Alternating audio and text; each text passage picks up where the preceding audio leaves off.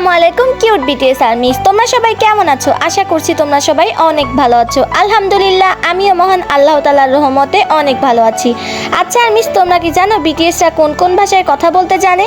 না জেনে থাকলে আজকের ভিডিওটি তোমার জন্য। কিন্তু তার আগে তুমি যদি একজন রিয়েল বিটিএস আর্মি হয়ে থাকো তাহলে প্লিজ ভিডিওতে একটা লাইক দিয়ে চ্যানেলটিকে সাবস্ক্রাইব করে দিয়ে যাবে এবং কমেন্টে জানিয়ে যাবে যে তুমি কোন কোন ভাষায় কথা বলতে জানো।